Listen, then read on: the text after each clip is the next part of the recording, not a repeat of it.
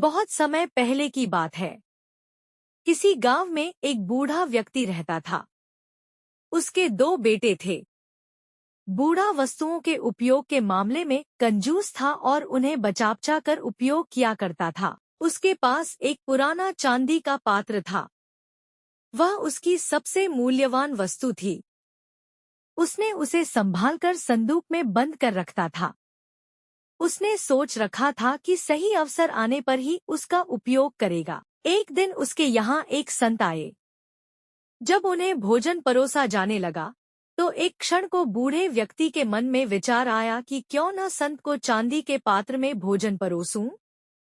किंतु अगले ही क्षण उसने सोचा कि मेरा चांदी का पात्र बहुत कीमती है। गांव-गांव भटकने वाले इस संत के लिए उसे क्या निकालना।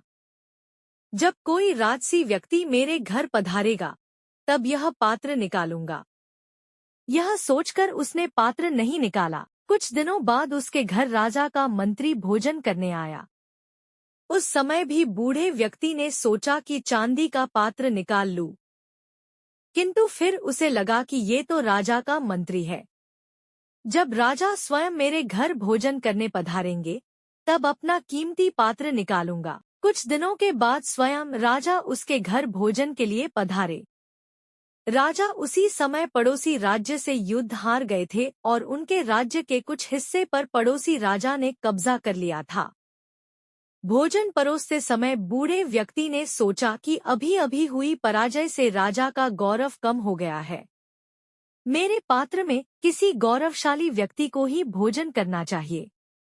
इसलिए उसने चांदी का पात्र नहीं निकाला। इस तरह उसका पात्र बिना उपयोग के पड़ा रहा। एक दिन बूढ़े व्यक्ति की मृत्यु हो गई। उसकी मृत्यु के बाद उसके बेटे ने उसका संदूक खोला। उसमें उसे काला पड़ चुका चांदी का पात्र मिला। उसने वह पात्र अपनी पत्नी को दिखाया और पूछा, इसका क्या करें? पत्नी ने काले पड़ चुके पात्र को देखा और मुंह बनाते हुए बोली, अरे इसका क्या करना है? कितना गंदा पात्र है।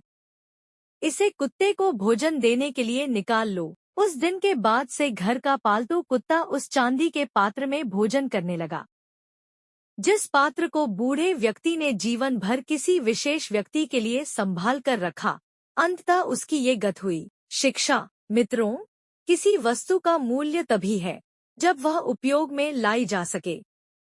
बिना उपयोग के बेकार पड़ी कीमती वस्तुओं का भी कोई मूल्य नहीं।